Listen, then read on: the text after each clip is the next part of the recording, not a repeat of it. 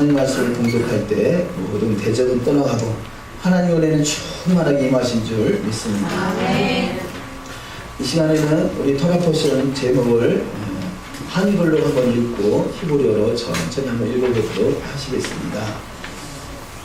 내 하나님 여호와 앞에서 내게 기업으로 주사 차지하게 하실 땅에 내가 들어서 거기에 거주할 때 대하냐 히타보 엘하아레즈 아세 아도나이 엘로헤가 노텐 네카 나할라 비리스타프 베야샤타 바프. 아멘. 또 히브리어를 또 우리가 읽어봤습니다. 오늘도 주의 은혜가 풍성한 하루 여정이 다 되시기를 주님의 이름으로 축원합니다. 또 우리가 지금 이 주간은 특별히 테시바 회개의 기간이죠. 테시바 21일째 30일까지 우리가 우리의 죄를 사하는 그런 회개의 기간이요. 또 나팔절 다음 주 첫째 날 저녁이 되겠습니다. 나팔절부터 대속절까지는 우리의 죄를 사함하는 아주 귀한 시간입니다. 이번 이 가을 절기를 통해서 우리가 진정한 테시바가 이루어지고 주님과 날마다 동행할 수 있는 복된 여정들이 다 되시기를 주님의 이름으로 축원합니다. 오늘은 먼저 이 토라포션 본문 들어가기 전에 우리 두 가지 정도 말씀에 새롭게 조명하는 부분을 한번 보도록 하시겠습니다. 왜냐면 우리가 새벽 예배 때는 자주 새벽 예배 오시는 분들은 자주 볼 수 있어서 말씀을 나누지만 그 외에는 일주일에 한 번 뵈니까 꼭 필요한 말씀들은 꼭 정리해서 간단하게라도 나누고 싶어서 먼저 토라포션을 들어가기 전에 말씀을 나눕니다. 그 앞에 띄워놨는데 그거 한번 띄워주시면 감사하겠습니다. 우리가 성경을 우리 기존에 가지고 있는 시각으로 볼 때 그런 잘못 어떤 번역을 해서 오해하고 있는 그런 구절들이 있습니다. 그래서 그런 구절들을 우리가 좀 잠깐 보도록 하겠습니다. 먼저는 요한복음 15장 1절에 있는 말씀인데요. 요한복음 15장 1절 우리 성경을 우선 급한 대로 성경을 찾아보시기 바라겠습니다. 요한복음 15장 1절 요한복음 15장 1절 말씀을 보도록 하시겠습니다. 15장 1절을 다같이 합독하십니다. 내가 참 포도나무요 내 아버지는 그 농부라.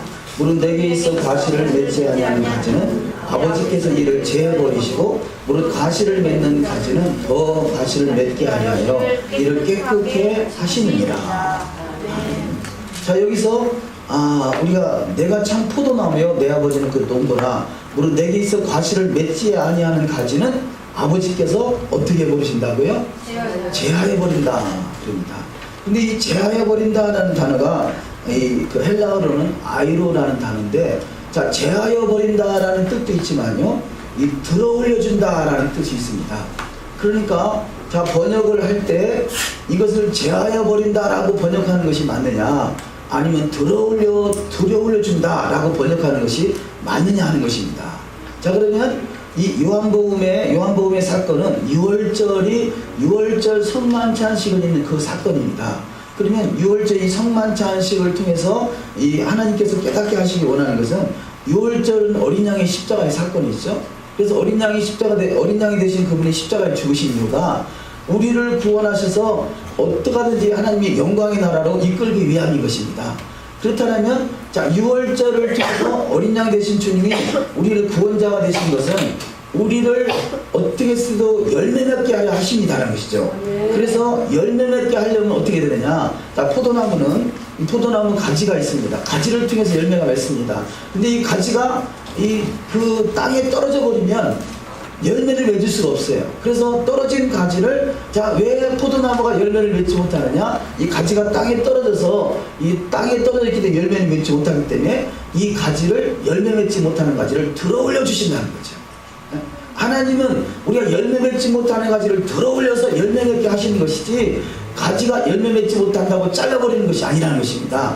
자, 이것이 예수의 초림과 재림의 사이에 이루어질 일들입니다.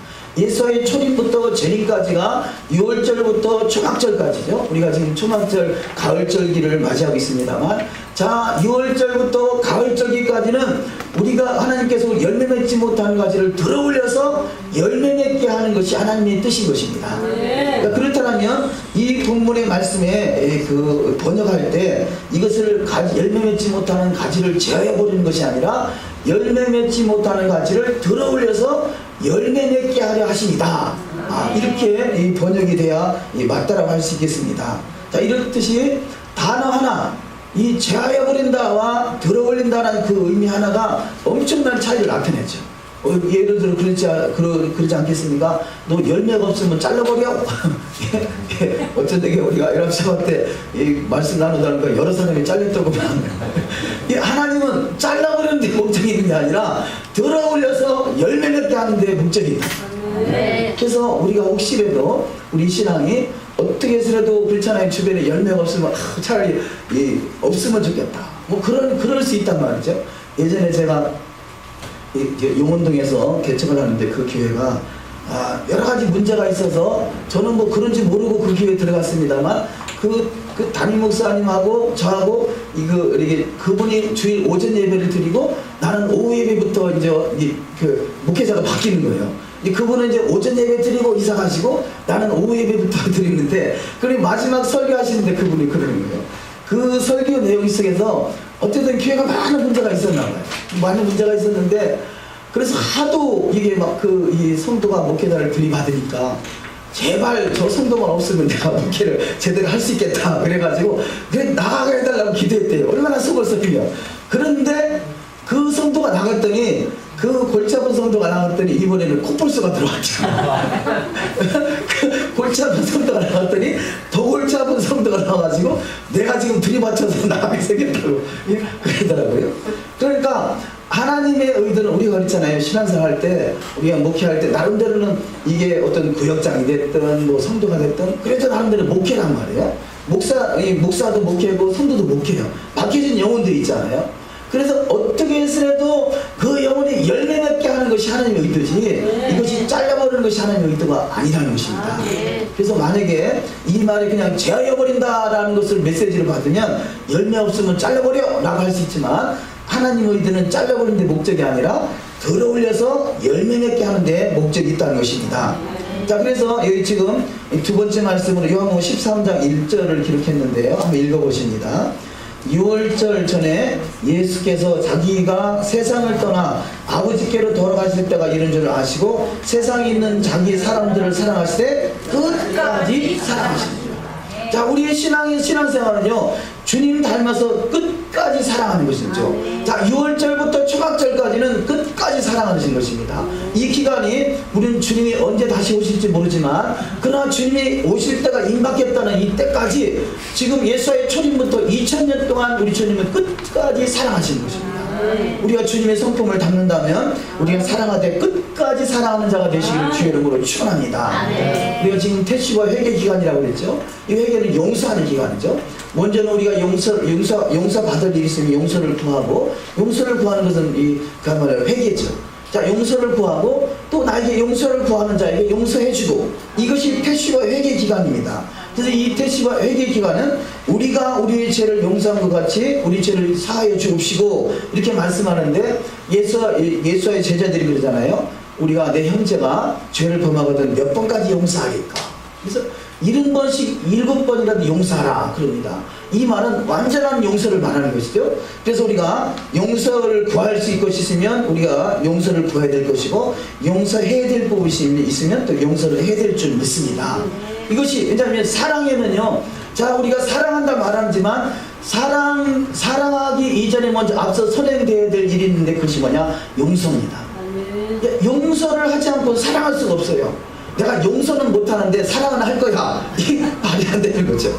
이 히브리적 관점은, 자, 사랑이냐 용서냐, 아니, 사랑이냐 미움이냐 둘 중에 하나는 거죠. 미움을 가지고 사랑할 수 없다는 거죠. 그러면 사랑하려면 반드시 이 미움이 제거돼야 되는데 미움이 제거되는 용서가 있어야 되는 거죠.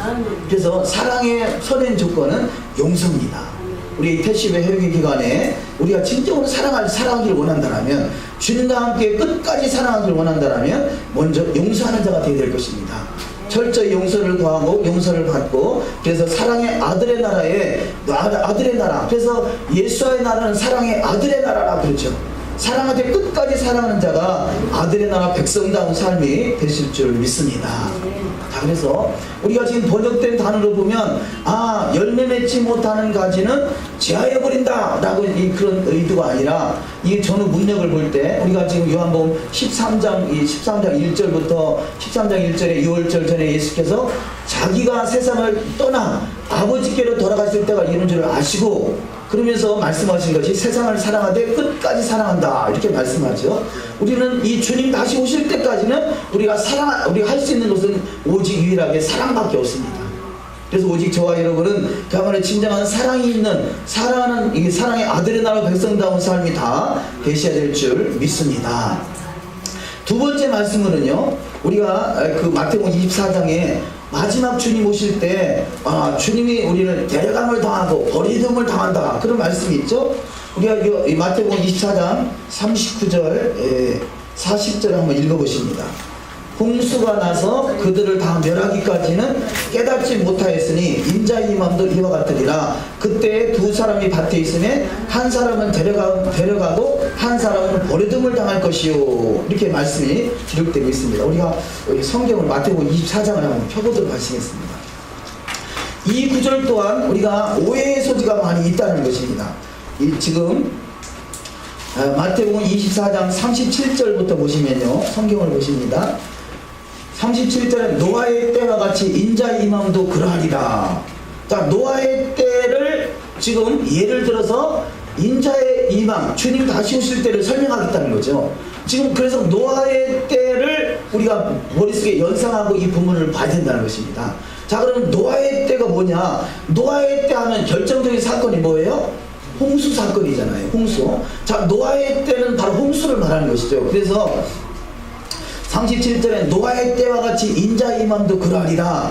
홍수 전에 노아가 방주에 들어가던 날까지 사람들이 먹고 마시고 장가들고 시집가고 있으면서 홍수가 나서 저희를 다 멸하기까지 깨닫지 못하였으니 인자의 임함도 이와 같으리라. 그러면서 그때 두 사람이 밭에 있으면 하나는 데려감을 당하고 하나는 버려둠을 당할 것이요, 이렇게 말하고 있어요. 자, 그러면 이 말씀을요, 노아의 때 뭐가 있다고 그랬죠? 홍수. 자, 홍수가 임했어요. 자, 두 사람이 있습니다. 홍수가 왔어요. 두 사람이 있는데 홍수가 와가지고 한 사람은 어떻게 했다? 데려가면 당했어요. 한 사람은 남아있어요. 어떤 사람이 진짜 이게 복을 받은 사람이에요? 남아있는 사람. 근데 우리는 성경을 어떻게 해석했어요? 데려가면 당했다고 했잖아요. 그럼 어떻게 되길 바라는 거예요? 홍수에 우리 제발 좀 나를 좀 쓸어가 주세요. 네, 그렇게 기도했다고 할 수 있잖아요. 우리가 성경의 문맥을 무시하면 이런 사건이 전개된단 말이에요. 이 기가 막히고 코가 막히고 놀래고 자빠질 일이잖아요. 제발 주님이 오실 때 나를 좀 데려가 주세요 라고 초점이 맞춰져 있었지, 노아의 홍수 사건과 이 부분과 연결시키지 않았다는 거죠. 자, 이게 100% 그렇다라기보다 충분히 그럴 가능성이 있잖아요. 충분히 그럴 가능성이 있잖아요. 그럼 우리가 기도를 거꾸로 한 거예요. 주님 다시 오실 때 나를 휴거할 수 있도록. 왜냐, 초점이 휴거에 맞춰져 있기 때문에 그래요.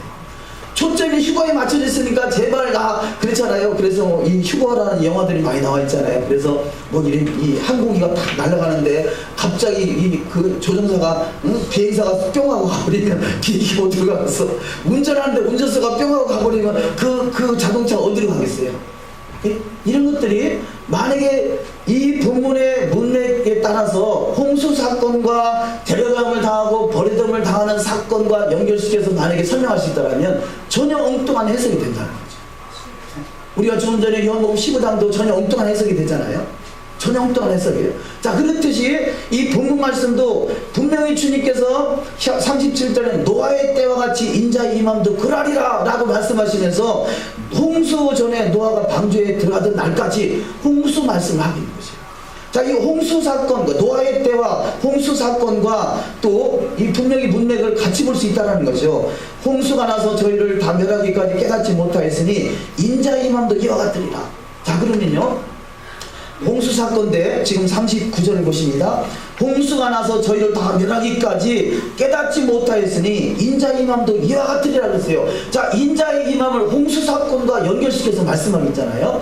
그런데 이 다 멸하기까지는 깨닫지 못했다 그랬습니다. 자, 그러면 홍수 사건 때 다 깨닫지 못했나요? 아니면 노아는 깨달았었나요? 노아는 깨달았죠. 단지 이게 쉽게 설명하기 위해서 다 멸하기까지 깨닫지 못하였다 이렇게 표현하고 있지만 정작 거기서 깨어있던 노아는 알고 있었던 것이죠. 이게 아는 정도가 아니라요, 방주를 120년 가졌다라면 120년 동안 노아는 알고 있었던 것이에요. 120년간 노아가 말을 해왔지만 사람들이 깨닫지 못해서 뻔히 들으면서 듣지 못했던 것이죠. 우리가 성경을 뻔히 보면서도 전자에는 토라가 패했다는 관점으로 보니까 뻔히 보면서도 보이지 않았던 구절들이 얼마나 많았습니까? 그렇듯이 이 지금 노아의 홍수 사건 때도 다 깨닫지 못했다기보다는 노아같이 깨닫는 사람 아주 극소수에 불과해서 그렇지요. 극소수에 불과했지만 노아는 깨닫고 있었고 그를 방주를 120년간이나 준비했다는 것입니다. 우리가 이 말씀도 동일하게 40절 말씀을 그때 두 사람이 밭에 있으며 하나는 데려감을 당하고 하나는 버려둠을 당한다. 이것이 그냥 단지 노아의 홍수 사건을 연상하지 않고 단지 그냥 휴거 사건만 연상하니까 내가 나를 좀 제발 데려가 달라 그러고서 거기에 초점이 맞춰질 수 있다는 것입니다. 자, 이것을 100% 그렇다고 제가 설명하는 건 아닙니다. 그러나 충분히 이것은 가능성이 있는 말씀이 되겠죠. 그럼 우리가 기도 제목이 어떻게 되겠어요? 만약 이 말씀이 맞다라면 제발 나 남은 자가 되게 해주세요, 아니면 데려가게 해주세요, 어느 기도를 해야 되겠어요? 성경은 남은 자의 신앙인 것이에요. 성경은 남은 자가 되길 원하시는 것이지 그야말로 홍수에 휩쓸려가지고 그야말로 확 휩쓸려가지고 원하시는 것이 아니라는 것입니다. 하나님의 의도, 하나님의 말씀에서 저는 문맥을 무시하면 전혀 엉뚱한 해석이 되세요. 엉뚱한 말씀이 나올 수 있다는 것입니다. 우리가 아까 신명기 우리가 본문 성경을 펴보도록 하시겠습니다. 성경 신명기 28장 우리가 읽으면서 보여준 말씀인데요.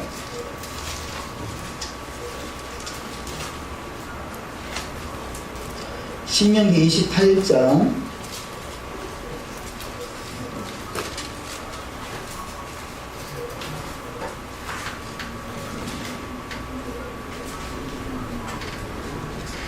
신명기 28장 25절 24절부터 한번 보실까요? 24절부터 읽겠습니다. 여호와께서 내 대신에 티끌과 모래를 내 땅에 내리시리니 그것들이 하늘에서 내 위에 내려서 필경도를 멸하리라. 여호와께서 너로 내 대적 앞에 패하게 하시느니 내가 한 길로 그들을 치러 나가서는 그들의 앞에서 7길로 도망할 것이며 내가 또 세계 만국 중에 흩음을 당하고. 자, 여기 지금 세계 만국쯤에 흩음을 당하는 자가 있잖아요. 자, 이 흩음을 당하는 자가 이 홍수에 휩쓸려간 자를 알 수 있잖아요. 자, 여기서 이들이 왜 흩음을 당했습니까? 이들이 흩음을 당한 이유가 여호와의 말씀 토라를 잃어버린 자들은 흩음을 당하는 것이에요. 자, 그러면 마지막 때 이 여호와의 말씀을 토라를 잊어버린 자는 흩음을 당한다는 것입니다. 29절 26절에도 내 십자가 공중의 모든 새와 땅의 들짐승들이 밥이 될 것이니나 그것들을 쫓아줄 자가 없을 것이며 여호와께서 애굽 청기와 치질과 계열병과 개창으로 너를 치시리니 내가 치료함을 얻지 못할 것이며 여호와께서 너를 마침과 눈물과 경실증으로 치시리니 소경이 어두운 데서 더듬는 것과 같이 내가 백주에도 더듬고 내 길이 형통치 못하여 항상 압제와 노력을 당할 뿐이니 너를 구원할 자가 없을 것이며. 자, 이런 내용들이 뭡니까? 홍수가 나가지고 휩쓸린 자들이잖아요. 여호와의 말씀이 없어서 휩쓸린 자들이란 말이죠. 노아는 그가 당대의 완전한 자라 그가 하나님을 경외하는 자였다고 하나님을 경외한 자였다고 이렇게 인정을 받는 자입니다. 자, 이렇게 노아가 여호와의 말씀 토라가 있어서 그가 이 휩쓸리지 않는 홍수에 휩쓸리지 않는 자가 됐다는 것이죠. 마찬가지로 마지막 때 우리가 여호와의 말씀 토라가 없으면 이 홍수에 휩쓸릴 수 있는 자가 된다는 것입니다. 홍수에 휩쓸리는 자. 그러면 우리가 그 신앙은 충이하는 원리가 남은 자의 신앙이란 말이죠. 그럼 이 마태복음 24장도 그런 맥락으로 본다면 충분히 우리가 남은 자가 돼야 된다고 기도해야지 이게 데려가면 당할 자가 돼서는 아니 된다는 것입니다. 이런 것들이 우리가 전후 문맥이나 히브리적 관점이 없을 때는 전혀 엉뚱한 우리가 해석을 해내올 수 있다는 것입니다. 그래서 우리가 얼만큼 하나님 말씀을 깨워서 봐야 될 것인가 하는 것입니다. 창세기 6장 17절 우리가 지금 기록된 말씀이죠. 한번 보십니다. 창세기 그 전에 마태복음 24장 41절 먼저 볼까요? 두 여자가 맷돌질을 하고 있으며 한 사람은 데려가고 한 사람은 버려둠을 당할 자가 있습니다. 우리가 신명기 28장의 말씀과 연결시켜 본다면 여기서 데려감을 당할 자들은 세상에 흩어진 자예요. 홍수에 휩쓸려간 자란 말이죠. 그 다음에 창세기 6장 17절 내가 홍수를 땅에 일으켜 무릇 생명의 기운이 있는 모든 육체를 천하에서 멸절하리니 땅에 있는 것들이 다 죽으리라. 이 본문 말씀에 분명히 내가 홍수를 땅에 일으켜 무릇 생명의 기운이 있는 모든 육체를 천하에서 멸절한다. 땅에 있는 것들이 다 죽임을 당하지. 여기 홍수 사건이 바로 이 멸절당하는 사건입니다. 베드로서 3장 6절 이로 말미암아 그때 세상은 물이 넘침으로 멸망하였다. 3장 7절 이제 하늘과 땅은 그 동일한 말씀으로 불사르기 위하여 보호하신 바 되어 경건하지 아니한 사람들의 심판과 멸망의 날까지 보존하여 두신 것이니라. 아멘. 자, 하늘과 땅은 그 동일한 말씀으로 불사르기 위해서 자, 이 노아의 홍수 사건이 물로 심판했다라면 마지막 때 하늘과 땅은 동일한 말씀으로 불사르기 위해서 자, 이 물은 말씀이라고 그러잖아요. 그럼 동일하게 불도 말씀입니다. 물로 통해서 이 온전하지 못한 자가 그 휩쓸려 갔다라면 또 이 마지막 때 불로 통해서 온전하지 못한 자가 휩쓸려 간다는 것입니다. 시편 104편 9절을 읽습니다. 주께서 물의 경계를 정하여 넘치지 못하게 하시며 다시 돌아와 땅을 덮지 못하게 하셨나이다. 아멘. 여기서 주께서 물의 경계를 정했다고 합니다. 자, 이 말씀의 의도가요. 자, 홍수가 왜 홍수가 나겠어요? 물이 넘쳐버린 거잖아요. 넘쳐버리니까 홍수가 났어요. 자, 우리가 하나님이 경계를 정하셨는데 하나님이 정한 경계를 넘어서 버리면 더 이상 주체가 안 되는 것이에요. 홍수를 막을 수 있는 재간이 있을까요?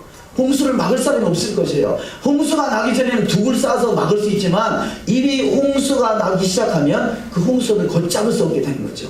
우리 신앙의 원리가요. 우리 신앙 하나님 나름대로 경계를 정해놨는데 경계를 벗어나버리면요. 걷잡을 수가 더 이상 더 이상 회개가 안 되는 거죠. 이 다시 주워담을 수가 없게 되는 것입니다. 그래서 지금의 시대는 이 지금 홍수의 경계가 넘어가는 시점이다 할 수 있어요. 최근에 어떤 뉴스들을 보면요. 아무 연구도 없이 가가지고 살인을 저지르잖아요. 예? 그 제주도에서 중국 사람이 성당에 들어가서 기도하러 간 사람을 가가지고 죽였다잖아요. 이런 사건들이 지금 비일비재하단 말이에요. 화장실에서 어떤 남자가 여자를 죽였다든지 전혀 연구가 없어. 사건이 어떤 상황이 전혀 자기하고 무관해요. 예? 어떤 사람이 또 나무땡이 들어가서 지나가는 여자를 그냥 쳐가지고 죽인다든지. 경계를 넘었어. 지금은 경계를 넘어서는 시점이에요. 아무 이유도 없이 그냥 미쳐버리는 거죠. 경계가 넘어서니까 이게 조절이 안 되는 거예요. 절제가 안 되는 거예요. 그런 시점에 있는 거예요. 얼마나 지금 무서운 시대가 오고 있는지 모릅니다. 지금 그래서 지금 때가 이 주께서 물의 경계를 정하는데 그 경계가 넘어서는 시점에 와 있다는 거죠. 더 이상 주체할 수 없는, 더 이상 이 절제가 안 되는 시점에 와 있다는 것입니다. 그래서 갈수록 세상은 무서워집니다. 갈수록 세상은 그러니까 무슨 특별한 이유가 있다든지 뭔가 연결이 있다든지 그러면 그래서 그랬구나 라는 하는데 지금은 이 세상이 미쳐가기 때문에요. 이 미쳐가는 시장이 경계가 넘어지는 시점에 우리가 와 있습니다. 그래서 홍수가 지금 번화하는 시점이에요. 단지 지금 우리가 하나님께 데려감을 당한다. 거기에 초점이 맞춰지기보다요. 홍수가 범람한 그래서 먼저 홍수가 있잖아요. 노아의 홍수 사건과 같이 마지막 때가 그렇다는 것입니다. 마지막 때는 노아의 홍수가 범람해서 아무 이유도 없이 조건도 없이 이 사건 사고가 일어나는 시점이 지금 경계를 넘어서는 시점에 와 있다는 것입니다. 우리가 얼만큼 그런데 이 경계선을 넘어서는 시점에 노아의 홍수 사건은요. 노아를 통해서 노아의 7 식구 그러니까 8 식구가 구원받는 아주 극소수가 남은 자의 신앙이라는 거죠. 자, 노아의 홍수 때 남은 자의 신앙은 8 식구밖에 안 됐습니다. 그렇다면 이 마지막 때도 그 경계를 넘어서지 않는 남은 자의 신앙이 될 수 있는 그 수준이 보통 수준이 아니라는 거죠. 우리가 보통 깨어있지 않으면 쉽지 않다는 것입니다. 그래서 이 지금 마태복음 24장을 말씀하면서 마태복음 24장에서 42절에 그러므로 깨어있으라 어느 날에 너희 주가 임할는지 너희가 알지 못하느니라. 자, 우리는 반드시 남은 자의 신앙이 되어야 됩니다.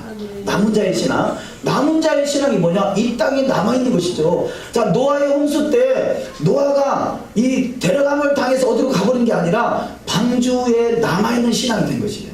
남아있는 신앙. 그렇다면 노아의 홍수와 지금 이 마태복음 24장과 연결시켜서 본다면 우리는 남아있는 자의 신앙이 되어야 되는 것이에요.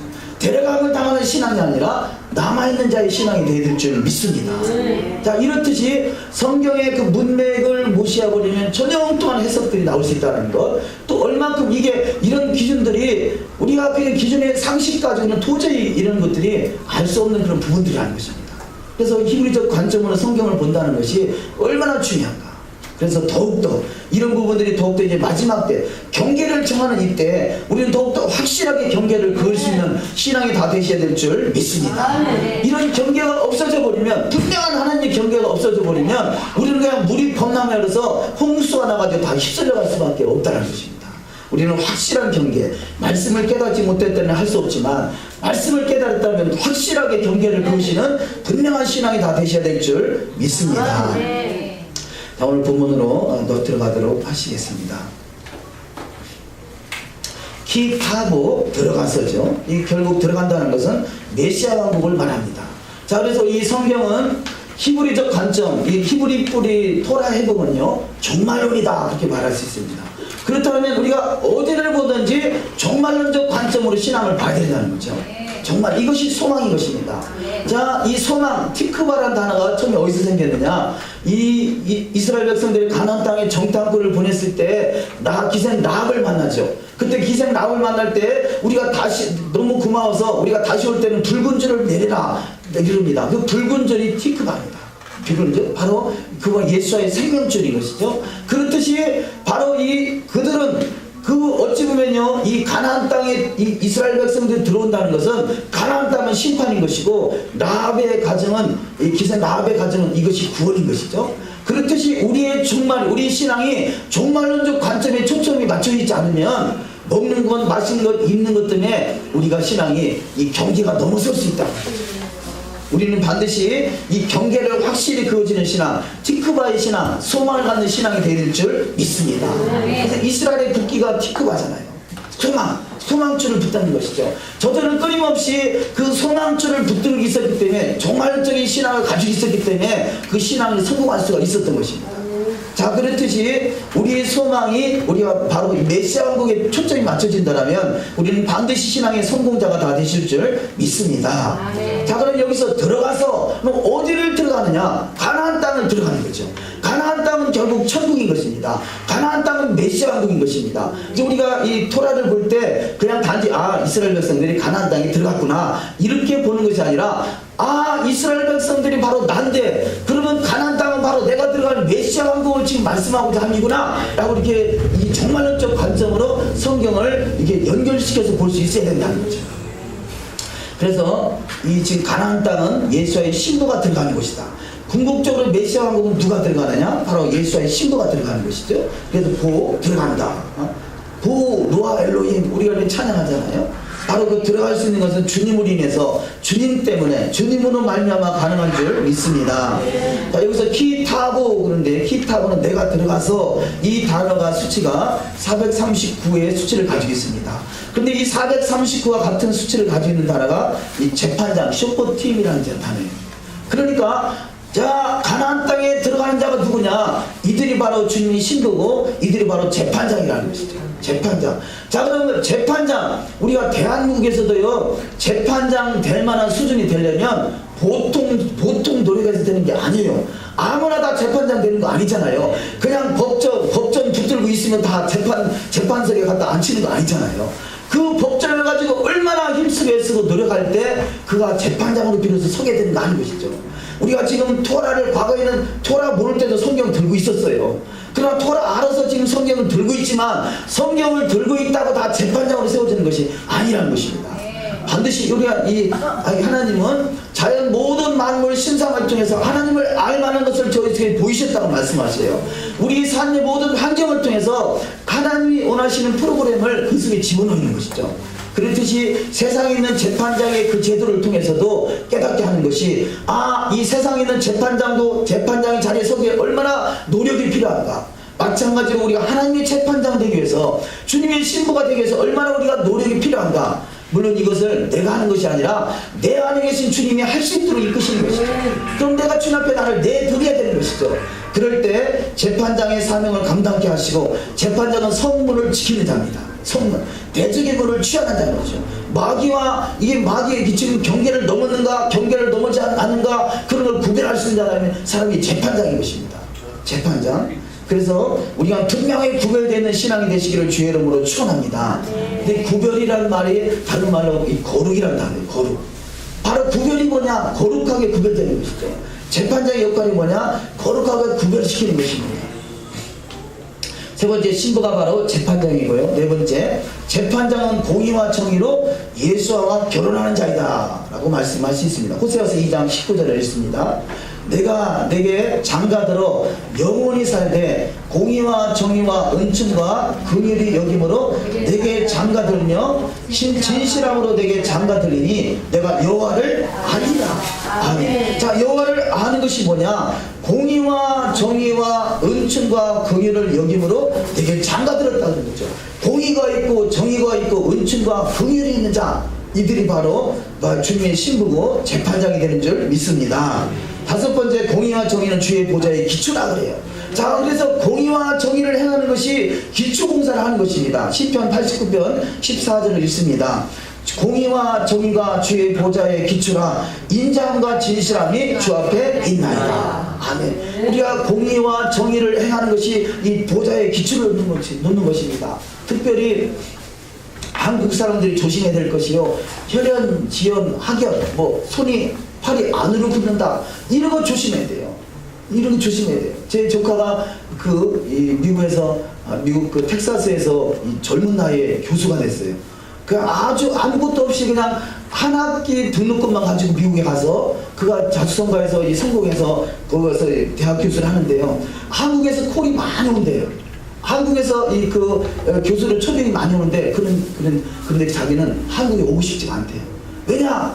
한국에는 다 이 어떤 실력으로 가는 게 아니라 다 인맥을 통해서 막 이렇게 연결되고 하는 것이 너무나 싫다는 거죠.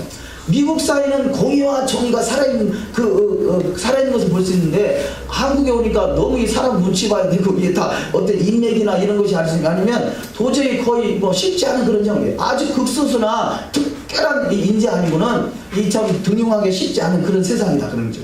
그래서 차라리 자기는 능력 인정, 실력대로 인정받는 거기가 미국 사회가 더 좋다고 그러고 자기는 안 들어온대요. 어떤 대우를 해준다고 오락해도 자기는 그런 게 그분은 그 친구는 이미 성공했으니까 어느 곳에 가든지 자리가 없어서 못 가는 건 아니지만 일단 한국 사회 자체가 그런 시스템이 싫다는 거죠. 그 아주 믿음이 얼마나 좋은지 몰라요. 우리 둘째 아들이 거기가 있는데 그 조카 사촌형 만나가지고 새벽마다 새벽 기도 간대. 그러니까 우리 아들이요 대한민국에 있을 때 새벽 기도 제가 기억에는 거의 없던 것 같아요. 그런데 거기는 기도하지 않고는 살 수 없는 거예요. 기도하지 않고는 그 자리를 유지할 수가 없는 거죠. 하나님의 은혜가 없이는 살 수 없는 거. 그럼에도 불구하고 그게 좋다는 거죠. 왜냐? 공의와 정의가 살아있을 거예요. 우리는 그래서 이 부분에 대해서 우리 한국 사람들은 이거 필연적으로 우리가 아주 심사숙고해야 되고 나가 과연 공의와 정의가 살아있는 자인가 아니면 어떤 연줄이나 인맥이나 이런 것을 의지하고 있지 않는가는 우리가 한국 사람 속에 있으니까 그게 당연시 되고 있지만 외국에서 볼 때는 말도 안 되는 신앙관을 가지고 있다는 거죠. 신앙을 가지고 있다는 것입니다. 그래서 이런 부분들을 우리가 좀 점검을 해봐야 될 것입니다. 여섯 번째 주의 보좌의 기초가 놓여진 곳이 바로 메시아 왕국이라는 것이죠. 메시아 왕국이 그야말로 이 정의가 살아있는 곳이죠. 두 번째, 아브라함은 유리하는 아람 사람이었다 그럽니다. 자, 여기 본문에 등장하는 아브라함, 믿음의 조상 아브라함이 어떤 사람이냐? 그가 유리하는 아담 사람이었다는 거죠. 신명 26장 5절 말씀을 읽습니다. 너는 또 내 하나님 여호와 앞에 아뢰기를 내 조상은 유리하는 아람 사람으로서 소수의 사람을 거느리고 애굽에 내려가서 거기 유가하여 필령은 거기서 크고 강하고 번성한 민족이 되었더니. 아멘. 자, 아브라함은요 유리하는 아람 사람이었다. 이 말을 뭔 말을 하고자 하느냐? 그만큼 연약하고 미약하고 아주 부족한 존재였지만 하나님께서 그를 들어서 크고 강하고 번성한 민족으로 삼으셨다는 거죠. 저와 여러분이요 이 세상에서 유리하는 아람 사람의 모습을 수 있습니다. 그러나 주님 앞에 붙들림 바 되기만 하면 크고 강하고 번성한 민족으로 세워지는 축복이 있는 줄 믿습니다. 저는 그런 하나님이 좋더라고요. 나는 그분이죠. 왜냐 행한 대로 갚아주신다니까요. 행한 대로 갚아주신다니까요. 저는요 제가 예전에도 그런 간증을 한 적이 있었는데, 제가 이제 이 정상적인 학교는 중졸이잖아요. 근데 학교를 다니면서 제가 한 번도 결석한 적이 없어요. 그런데 문제가 뭐냐, 내 앞에 바로 앞에 있는 번호가 늘상 결석을 해요. 그래서 이 담임 목사님은 알아요. 그런데 담임 목사가 아닌 다른 선생님, 아니 왜 담임 목사가 담임 선생님을 아시는데 다른 선생님 모르잖아요. 근데 결석 체크를 그 친구에 대해 결석 체크를 해야 돼. 내 이름표에다 결석 체크를 해가지고 제가 개근상을 못 받았다는 거 아니에요. 근데 저는 그런 사실을 몰랐어. 그래서 이 졸업식장에서 개근상 발표하잖아요. 내 이름이 빠졌네? 그 다음에 정근상 발표하는데 내 이름이 빠졌네? 얼마나 서운하겠어요. 내가 3년 동안 한 번도 안 빠지고, 이거 한번 대전이니까 한번 상상해 보시자고요. 제가 이 홍도동에서 그때는 저 대전 시내가 전체가 뺑뺑이를 돌렸어요. 학군이 없었어요. 대전 이 홍도동에서 저 그 산성동 문화동에 동산 중학교가 있거든요. 거기까지 학비가 없어서 거의 걸어 다녔어. 그렇게 학교를 안 빠지려고 그렇게 열심히 다녔는데 개근상도 없이 정근상도 없이 얼마나 서운했겠어요. 그러니까 지금 담임 선생님 찾아가가지고 선생님 저는 별걸 한 번도 안 했는데요. 근데 어렵게 이야기를 꺼냈는데요. 한참 조사를 하더니 이게 출석 체크가 잘못됐구나, 미안하다 그러면서 그때 그 영어 사전을 선물을 줬는데, 내가 졸업식 끝나고 나서 나중에 이 사전을 집으로 보내줄게. 그랬더니 아직까지 안 와. 아직까지 안 와. 그런 일들이 내 인생 속에 여러분 있었어요. 그러니까 결국 깨닫는 것이 뭐냐, 세상을 의지할 거 없구나. 세상을 의지해봐야 실망할 것밖에 없구나. 그러고 나서 그러다가 하나님을 만나니까 그분밖에 없구나. 그분은 진실하시고 진리시고 그분은 거짓이 없으신 분이니까 절대 거짓말 하지 않는다는 걸 믿어지니까요, 나는 내 인생을 그분한테 드릴 수가 있더라. 할렐루야. 돌려버리세요. 할렐루야. 몇 배로 주십니까? 100배. 할렐루야. 100배로 갚아주신 하나님의 은혜입니다. 그분은 결단도 손해보게 하지 않으십니다. 유리하는 아람 사람 같은 아브라함을 선택하셔서 하나님 그 인생을 모든 이름에 뛰어난 자를 축복하시잖아요.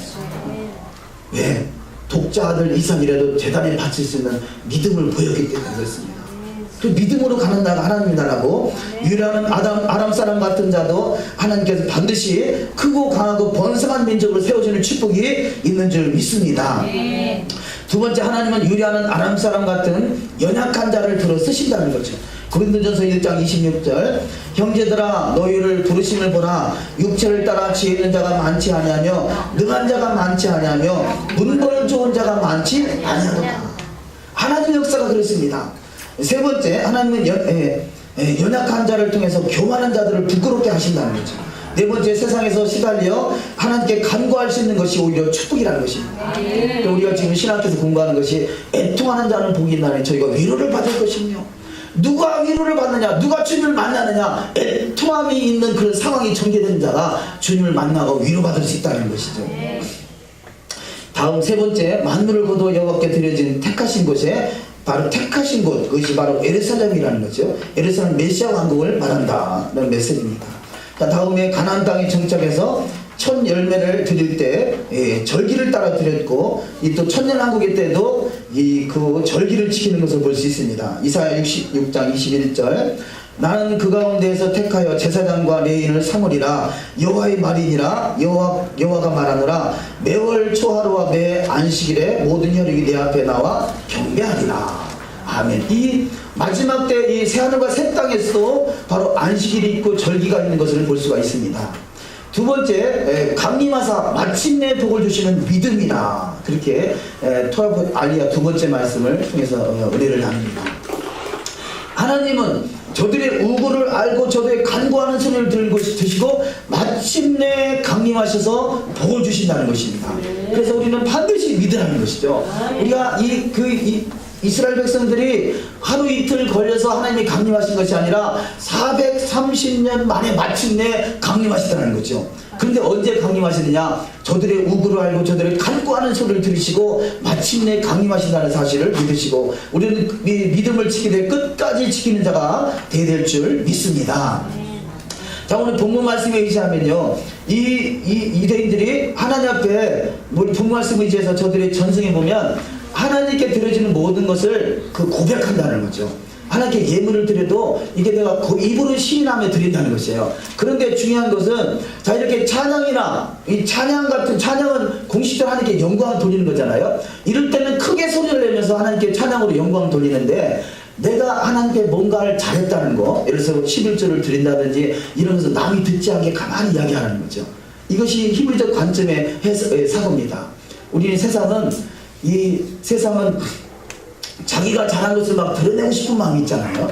그런데 히브리적 관점은 자, 전체적으로 누구나 다 통용적으로 할 수 있는 일은 드러내서 크게 말하지만 그러나 자기가 하나님 앞에 뭔가 잘한 부분에 대해서는 자기만 알 수 있게, 자기가 하나님만 알 수 있게 고백을 하라는 것이죠. 이것이 히브리적 관점의 메시지다 볼 수 있겠습니다. 또 신명기 26장 14절, 신명기 26장 14절 한번 읽습니다. 내가 애국하는 동안 거룩한 몫에서 떼어 먹은 적이 없고 부정할 때 그 가운데 어느 것도 쓰지 않았으며 그 가운데 어느 것도 죽은 사람에게 바치지 않았습니다. 나는 내 하나님 여호와께 순종했습니다. 내가 주께서 내게 명령하신 모든 것을 따라 했습니다. 아멘. 이 말씀은 어떠한 행사, 어떠한 어려움이 겪더라도 어려움 속에서도 절대 하나님께 드릴 것을 내가 미리 쓰지 않았다는 거죠. 분명하게 구별해서 하나님께 드릴 것을 드렸다는 것입니다. 이것이 히브리적 관점이다. 이렇게 표현할 수 있습니다. 자, 세 번째 알리야, 보배로운 백성으로 인정하시는 자. 자, 하나님이 누구를 주님의 신부로 삼느냐? 보배로운 백성으로 인정받는 자가 주님의 신부고 제사장이라는 것이죠. 신명기 26장 18절을 읽습니다. 여호와께서도 내게 말씀하신 대로 오늘 너를 그의 보배로운 백성이 되게 하시고 그의 모든 명령을 지키라 하건 하시느니라. 자, 이렇게 모든 명령을 지킬 수 있는 확정된 자, 이들이 바로 보배로운 백성인 것을 볼 수가 있습니다. 그들을 보배로운 백성을 신부다 그랬죠. 결국 성경에서 전체적인 메시지를 주는 최고의 축복은 보배로운 백성으로 주님의 신부로 단장되는 것입니다. 이것이 히브리적 종말론의 관점의 신앙이다 이렇게 할 수 있습니다. 이것들을 특별한 소유다 그렇게 표현하죠. 시편 135편 4절에 여호와께서 자기를 위하여 야곱 곧 이스라엘을 자기의 특별한 소유로 택하셨습니다. 자, 이스라엘을 특별한 소유, 제사장 나라, 왕같은 제사장으로 하나님이 삼으셨다는 것입니다. 그래서 이 세 번째 알리야는 보배로운 백성으로 인정하시는 자가 되어야 된다는 메시지를 주고 있습니다. 다음 네 번째 말씀, 반석 위에 지은 집. 알리야 네 번째입니다. 반석 위에 지은 집. 자, 오늘 본문 말씀에 의지해서 우리가 이 성경을 어디를 보든지 종말론적 관점의 성경을 봐야 된다고 말씀을 드렸습니다. 우리가 신명기 27장 2절 이하 말씀을 읽습니다. 너희가 요단을 건너 내 하나님 여호와께서 내게 주시는 땅에 들어가는 날에 큰 돌들을 세우고 석회를 바르라. 요단을 건넌 후에 이 율법의 모든 말씀을 그에 기록하라. 그러면 내 하나님 여호와께서 내게 주시는 땅 곧 젖과 꿀이 흐르는 땅에 내가 들어가기를 내 조상들이 하나님 여호와께서 내게 말씀하신 대로 하리라. 아멘. 자, 여기서 요단을 건너가서, 자, 요단을 건너가면 가나안 땅이죠. 이 가나안 땅, 여기가 지금 세겜입니다. 세겜.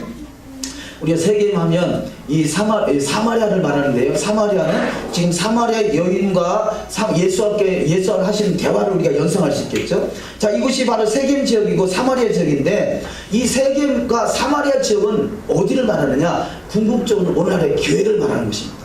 자, 예루살렘은 유다를 말하고요, 사마리아는 교회를 말합니다. 그래서 예루살렘과 사마리아 이렇게 말할 때 오늘날의 교회는 사마리아 교회의 모습을 할 수 있겠는데요. 사마리아에게 주어지는 말씀이 뭐냐? 너는 요단을 건너 내 하나님 여호와께서 내게 주시는 땅에 들어가는 날에 큰 돌들을 세우라는 거죠. 큰 돌들을 큰 돌들, 바로 반석 대신 예수를 말하는 거죠. 큰 돌들을 세우고 석회를 바르라.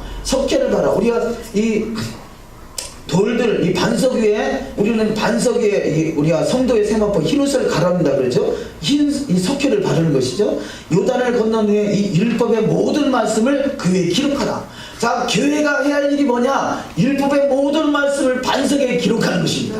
그러면 자, 반석이 되고 반석이 되지 못하는 차이가 뭐냐? 자, 마태복음 7장에서 이 산상수를 말하면서 마지막에 반석에 집이 있고 반석 위에 집을 짓지 못한 집이 있다고 표현하잖아요. 그렇듯이 반석 위에 지은 집이 뭐냐? 요단을 건넌 후에 이 율법의 모든 말씀이 기록된 그 교회가 반석 위에 지은 집이 되는 것이고요. 그리하면 내 하나님 여호와께서 내게 주시는 땅, 곧 젖과 꿀이 흐르는 땅, 이것이 가나안이고 천국이고 메시아 왕국이죠. 바로 반석 위에 지은 집, 바로 율법의 모든 말씀이 기록된 그 반석이 바로 메시아 왕국이고, 흐르는 땅에 내가 들어가기를 내 조상의 하나님 여호와께서 내게 말씀하신 대로 하리라.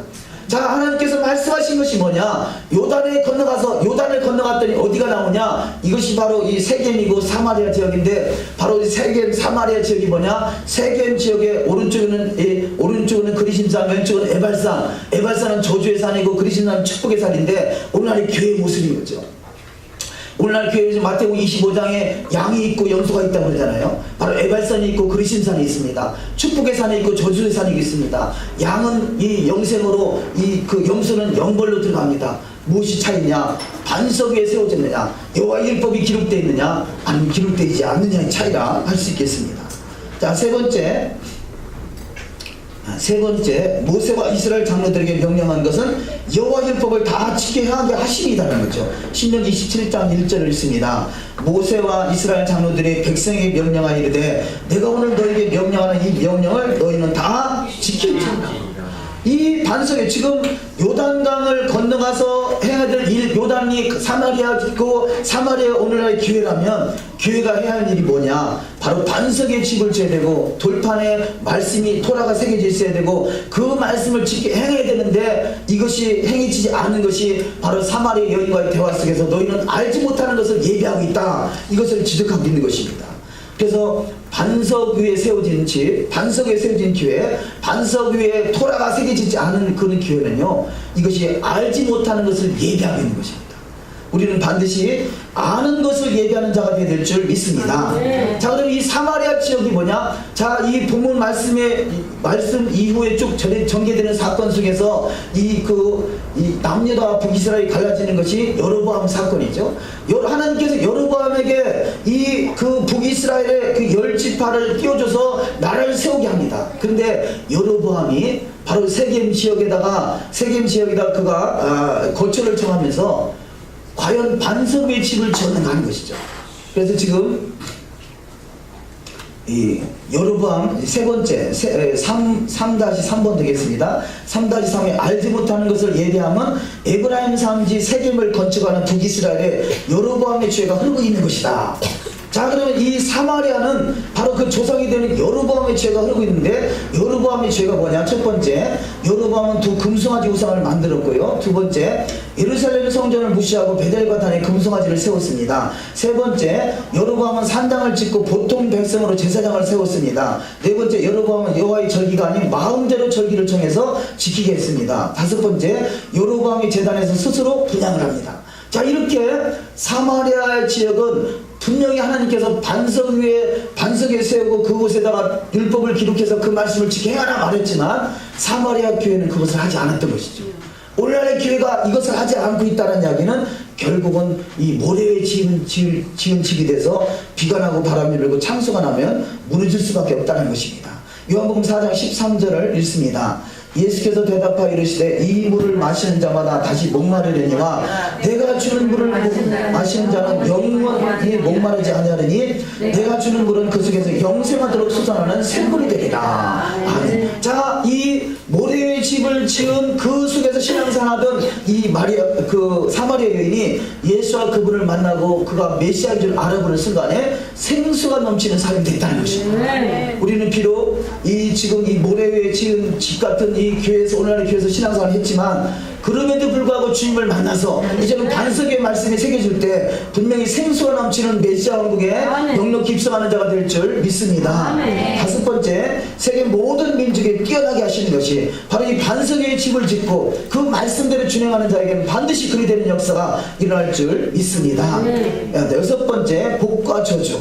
그래서 이 복과 저주가 우리 앞에 놓여 있다는 거죠. 자, 반석의 집을 지은 그 교회가 될 것이냐, 모래에 지은 그런 교회가 될 것이냐 하는 것은 여호와의 말씀 토라에 달려있다는 것이죠. 우리는 반드시 반석에 지은 집이 될 줄 믿습니다. 자, 그런데 전자에는 토라를 모를 때는 토라가 없는 것이 모래 위에 지은 집이었습니다. 근데 토라를 알고 났더니 어떤 일이 지금 생깁니까? 우리가 지금 토라를 말하고 있지만 전혀 너무나 많은 부분들이 곡해가 되어 있다는 거죠. 번역이 잘못되어 있고 해석이 잘못되어 있고 전혀 엉뚱한 쪽으로 끌고 갈 수 있다는 거죠. 예를 들어서 첫 번째 말씀드린 열매가 맺지 못하는 가지는 잘라버린다. 그러면 우리가 신앙생활하면서 목회하면서 열매 없으니까 잘라버려 했다라면 우리는 이게 속은 거예요? 아니면 제대로 신앙생활 한 거예요? 속은 거예요. 속은 거예요. 하나님 의도에서 벗어난 거예요. 하나님은 어떻게 해서 들어올려서 열매 맺게 하는데 초점이 있는 것이지 잘라버리는 데 초점이 있는 것이 아니단 말이죠. 이만큼 우리가 지금 토라를 말하고 있지만 우리가 기존에 가지고 있는 상식 가지고는 전혀 엉뚱한 해석을 할 수 있다는 것이죠. 그래서 얼만큼 우리가 바르게 해석하고 바르게 적용시키는 것을 우리가 훈련이 필요하다는 것이죠. 이런 것 또한 우리가요, 미리 선진들이 연구하는 거 아니면 쉽게 찾을 수 없고요. 또 보통 그것을 깨워서 우리가 하나님의 하나님의 어떤 계시적인 부분이 없으면 알 수 없는 이런 내용들이란 말이에요. 이렇게 많은 부분들이 성경 속에 우리가 보고 있는 성경에 왜곡되어 있다는 거죠. 우리가 오늘 신학교에서 하는 수업 중에 일부가 되겠습니다만요. 마틴 루터가 하는 말 중에 히브리어는 샘 속에서 우물을 타는 것이고요. 헬라어는 그 샘에서 흐르는 물을 먹는 것이고 이 세상 언어는요. 세상 언어는 고여있는 물을 먹는 것이다 그래요. 어떤 물이 진짜인가요? 생수를 마셔야죠. 히브리어를 통해서 생수를 마셔야 돼요. 그런데 우리는 그런 의식이 없었기 때문에 어떻게 했어요? 고여있는 물을 먹으면서 우리가 진짜다 그러고 했단 말이에요. 예? 그 권수를 먹으면서 우리가 진짜다 그러고 이게 개신교의 수정이단 말이죠. 개신교의 수정인 것이죠.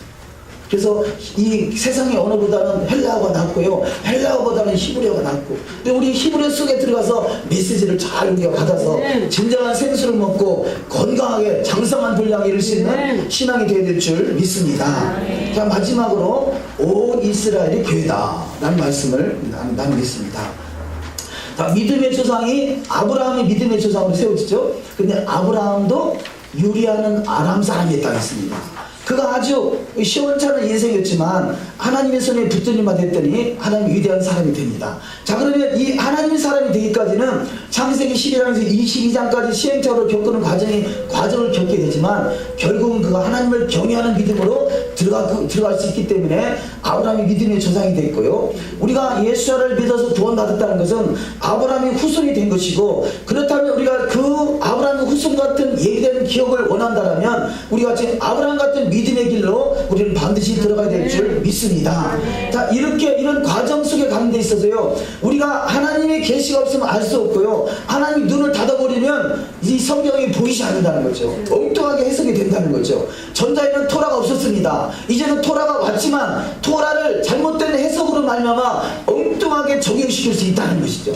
그래서 끊임없이 우리는 미혹인데요. 그래서 끊임없이 우리는 좁은 길로 들어가야 되는 것입니다. 그래서 신앙생활은 좁은 길로 가는 것입니다. 우리가 다 알고 있다고 착각하는 순간에 너희가 섰다고 생각하면 넘어질까 조심하라 그러죠. 자, 이 첫 번째는 이 성막을 치는 성막의 첫 번째 문은 큰 문입니다. 이것이 양의 문이라면 두 번째 성수의 문은 중간 문이죠. 자, 성수에 들어가면 말씀과 기도와 성령이 있습니다. 말씀과 기도와 성령을 통해서 지성수의 문으로 들어가야 되는데 이 문은 더 좁은 문이에요. 우리가 제사장의 길로 메시아로 가는 길은 갈수록 좁은 길입니다. 갈수록 좁은 길입니다. 그만큼 우리가 신앙으로 영적으로 깨어있지 못하면 어느 순간에 미혹이 와가지고 경계선을 넘게 만들지 모른다는 거죠. 경계선을 넘어가 버리면 휩쓸려가지고 그냥 이 휩쓸려가서 결국은 이 세상으로 가서 멸망의 길로 갈 수가 있다는 것입니다. 우리는 주님 나라 그날 정말 영적 신앙을 갖는 것도 중요하지만 그때까지 우리는 깨어있어야 되는 것이고요. 늘 우리가 깨어서서 주님의 말씀을 하나님의 선하시고 기뻐하시고 온전하신 뜻을 잘 분별할 수 있는 믿음의 정이 되어야 될 줄 믿습니다. 마지막 말씀 에베소 1장 17절 이하 말씀 읽고 맺겠습니다. 우리 주 예수 그리스도의 하나님 영광의 아버지께서 지혜와 계시의 영을 너에게 주사 하나님을 알게 하시고 너의 마음 눈을 밝히사 부르심의 소망이 무엇이며 성도 안에서 그 기업의 영광의 풍성함이 무엇이며 그의 힘의 위력으로 역사하심을 따라 믿는 우리에게 베푸신 능력의 지극히 크심이 어떠한 것을 너희로 알게 하시기를 구합니다. 아멘. 지혜와 계시의 영이 우리 가운데 임하셔서 더욱더 하나님을 알아가는 신앙, 가장 복 있는 신앙 되시기를 주의 이름으로 축원합니다. 기도하시겠습니다. 우리가 이 시간에 말씀을 생각하면서 기도하기 원합니다. 가나안 땅이 메시아 왕국으로 우리 주님이 초청하셨습니다. 강림하셔서 마침내 복을 주시는 그 가나안 땅에 우리 메시아 왕국에 우리의 초점이 맞춰지게 하시고 그래서 복외로운 백성으로 인정을 받아서 반석에 지은 집, 세계 모든 민족에 뛰어난 이름으로 축복하시는 아브라함의 복이 임하기를 원하고 그래서 온 이스라엘 교회로서 교회다운 교회, 반석에 세워진 교회, 토라가 있는 교회 우리가 말씀이 변개되는 그 말씀이 아니라 진정 히브리적 뿌리에서 오는 그 깊은 진액을 먹고 잘 성장할 수 있는 믿음의 교회를 자라날 수 있도록 이 시간에 우리 합심해서 우리 기도하겠습니다. 하나님 아버지 우리 연약함을 도우시는 아버지 하나님 앞에 오늘도 믿음으로 기도하게 하시니 참으로 감사합니다. 요리하는 아람 사람 같은 우리 인생을 주님께 부르시고 선택하셔서 주님의 길로 이끄신 하나님을 찬양합니다. 하나님이여 가나안 땅의 메시아 왕국으로 우리 주님을 초청하셨음을 믿사오니 우리 연약한 인생 속에 주님의 인자하심과 주님의 기름 부으심이 없이는 우리가 나갈 수 없음을 고백합니다. 우리 신명 가운데 주님의 여부는 시간도 주님께 하여 주시옵소서. 아버지 이 시간도 지혜와 계시를 임하여 주시옵소서. 더욱더 하나님을 아는 지식으로 충만케 채워주시옵소서. 더욱더 하나님을 영원하게 할 수 있는 믿음의 길로 나갈 수 있도록 축복하시고 나의 달려갈 길과 주 예수께 받은 사명 또 하나님의 복음 증거하는 일 마치라면